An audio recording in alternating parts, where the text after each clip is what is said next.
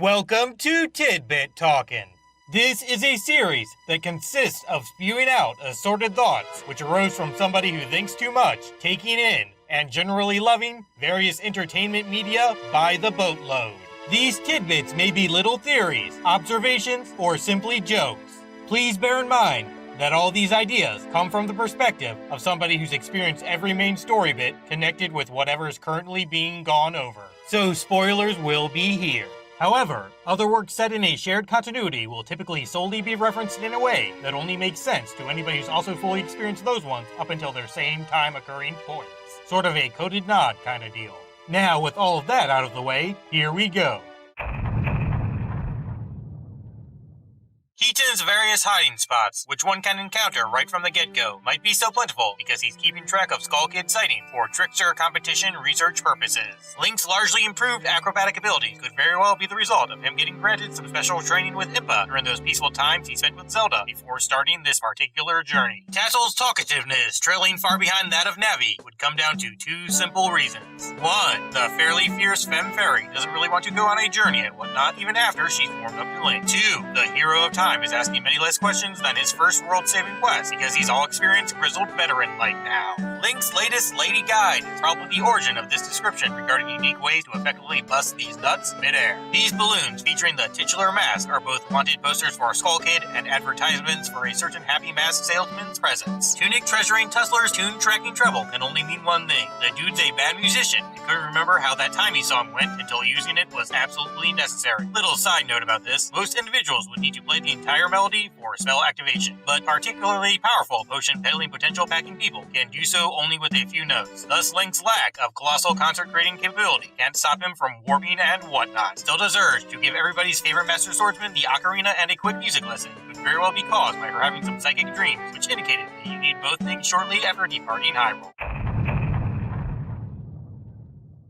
The Song of Healing creating mass might be because laying it on a non-legendarily mystical instrument whilst crafting some honorary face armor is customary at Termin funeral. In most cases, the tune's inherent magic being played will only cause the new garment to gain power slowly over time though, like say centuries, which results in things like bunny hoods coming about. It seems to be more than grieving that can empower mass though, as demonstrated by Cafe and couple labeled ones. Apparently, all that's necessary are strong everlasting emotions emanating from at least two individuals. Sacred sword slashing being proof of Owl Monument encounters is most likely the things getting left with a magically charged etching of Link's initials. The hero shield must be a custom Hylian one Princess Zelda commissioned some royal blacksmith who made for her dear new friend. Its design being commonplace in Termina would be because she based the things on images of mass-produced defensive gear found in her aforementioned location starring psychic visions. A sword functioning as an ID around this place could very well be because this dojo owner is so greatly respected by his fellow Clocktown residents that no one believes he'd let somebody irresponsible run around all blade-bearing. Monkeys mentioning strange powers is probably because they've been watching Link since he's entered their precious southern swamp, just as has been done with all recent visitors from the time Skull Kid became murderously pranky. Pictograph's picture-packing power only allowing for one photo at a time is simply because the magic used to create, store, and print imagery is very potent, and this tiny little doodad can't handle it too well. Anybody can obviously take whatever water's wanted without the Tourism Association permission. The signs are present merely to mark which wetness bits aren't overly infested with harmful bacteria and whatnot. This pendant of memories looks quite a bit like the Zora Sapphire, which has been called said species' engagement ring by some. The postman puts hats and backpacks on behind a curtain because part of his work routine involves stretching before delivery starting in ways that cannot risk being interfered with by meddlesome things such as clothing. Termina's First National Bank always having money for intrepid adventurers to magically scam away is probably caused by them holding onto the rupee stashes of rich folks like Mayor, famous bands, and other assorted bigwigs. Tatsel's warning about an evil presence regarding these magnificently minor enemies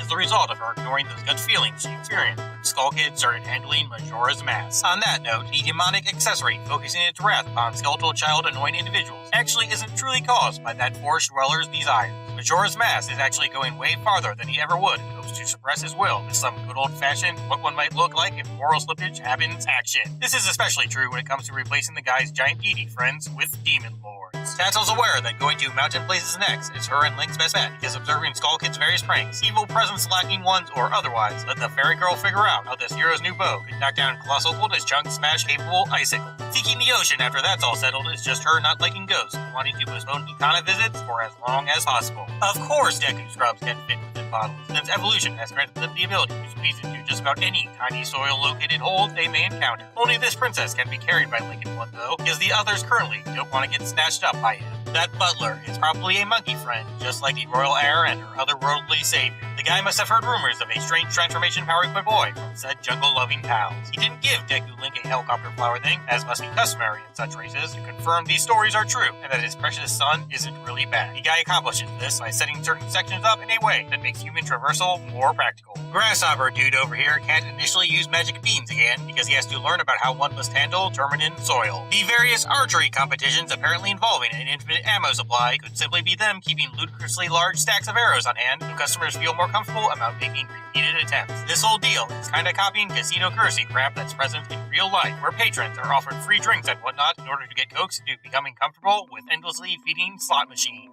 These wolfos and swamp-situated shooting service stations say no to looping back, unlike those crows and whatnot, is because they are not actually trained by the owner or even planned as part of his game. The things are simply sneaking in to snack on some Deku scrubs, and patrons' points go up quite a bit after they get slain, and thanks for helping save those leaf-covered employees. Darmani must have been buried at those hot springs because he's their most famous, frequent user. The Rocky Heroes Goron Brethren place his grave directly above said wet hotness's flow source because they want their champion's favorite vacation spot closed off for just a little bit in tribute. They probably wouldn't have let it go on for so long had they known a certain coldness curse would really kick into gear soon. Speaking of which, bombs won't melt that oddly geometrical ice because its mystical nature means only other magic can do the job. The hot spring waters of Termina simply became supernaturally charged after their favorite user's ghost willed it to be so. On that note, Goat is a mechanical monstrosity with sorcery strength causing this forever frost. In other words, he's basically an overclocked magical air conditioner. This test one must partake in if a powder keg license is desired. Seems to be more about making sure potential giant explosive wielders would ever hurt any less literal rock hard body composed folks than checking on whether or not whatever Gorons are interested can actually carry the things. Some think they are ghosts. Others believe they are aliens. On occasion, folks even speculate the Goron brothers are involved somehow. With all this in mind, they are most likely actually alien ghosts summoned from the moon by those recently mentioned Scoundrel brothers who wish to partake in earthly pleasures like milk drinking once they get. To clarify, they were human, or some other Termina native species, like Goron, who died midway through a lunar landing seeking trip. They count as aliens, though, because their transformation into magic spirits didn't occur until their souls collided with said satellites. Very loosely related, those wonderful stone-eating dudes must use gold dust for sharpening knives that are meant to cut the world's finest rock sirloin. In addition to sheer willpower and a tremendous love of music, the cow playing that last song could be the result of his instrument being magical like Link's ocarina. The dude must have strummed a strength-enhancing guitar solo or something before starting his egg-seeking mission. The Batty brothers most likely used their Garo mask to summon spirits that subsequently built this fence overnight. All people can technically see someone wearing the stone mask. Most merely don't want to interact with such a person because they believe it to actually be either an extremely drunk Goron or somebody harboring an unusual and possibly contagious disease. The hookshot being of pirate origin in this universe is probably because such stealing stuff savvy seafarers strongly sought to create an always accessible way one could pull themselves back onto main ships from another vessel or ocean bottomy place. Also, this thing's rare metal involving composition is so and will always stand out in water, just in case some dropping shenanigans ensue. Plus pirates like gold.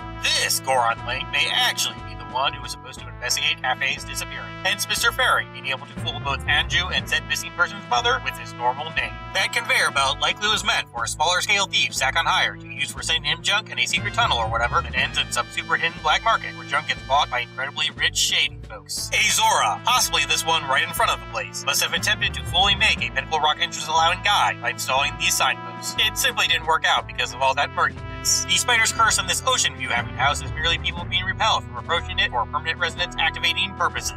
Curiosity shop guys rule against selling stuff to folks who are wearing masks could very well be because Cafe requested it, so Sakan spotting would become much easier. The all-night mask won't show up unless said scoundrel successfully stopped during first night contained explosive heists because it belonged to Bomb Shop Lady's son, who initially wore it while training himself for a non-stop store man. Also, this thing's not magic. It keeps people awake by forcing their eyelids open with tiny parts and causing so much pain that comfortable rest obtaining becomes nigh impossible. This island torch jumping game may just be a lighthouse deal the fisherman guy co-opted for some extra profit, while oceanic fish repopulated and whatnot.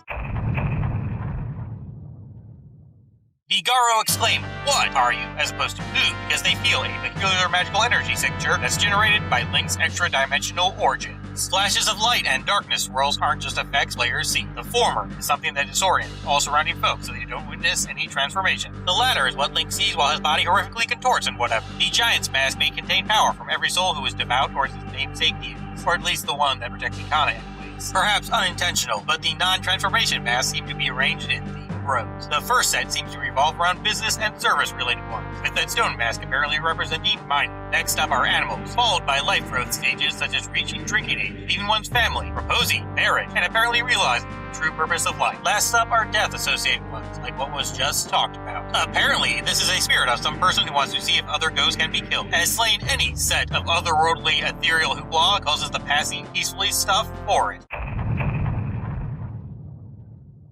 The 5,000-ish rupee limit at this bank is simply caused by how much space Mr. Clappy Teller has in those vaults of his. Skull Kid's convulsing after the giants start crying is him asserting some control over his masky master, using strength to gain upon hearing those long-missed voices. Kinda creepy kids on the moon may be part of that tribe which originally sealed Majora's mask and tried to crash their lunar lair in a bombastic mass extinction attempt. After that failed, it brought those demonic commander bells up there to possess them and cause some seal repeat preventing action. Everyone but the person wearing solid face covering's evil king can overpower their unwanted hardcore massage though, resulting in those hero helping mini dungeon games. Also, they must look like the happy mask salesman because he's descended from them. The periodic shaking while one's moonwalking isn't exactly like what was going on during typical terminal traversal. Instead of tectonic plates experiencing wonkiness or whatever, it's the giant trembling from strain over holding up such a large thing. Only one lunatic test is actually meant for Link, created specifically to challenge his abilities by presenting a souped-up version of dungeon puzzle tackling tomfoolery. The others are of course for Mikau, Denton Butler's son, and Darmani. Hence why they present Trials, said Zora Warrior, delightful little plant, and hot spring loving battler who's handled solely with their natural talents. These giants are most likely the counterparts of main Zelda universe's 4 goddesses. Only unlike what happened with those gals, everybody elected to stay all mortal adjacent, not just one. The owl statues on that tablet with soaring songs scribbled on it are probably made with Termina's equivalent of timeshift stone, hence how they retain sword spark scuffs and other assorted etchings even after history gets rewound.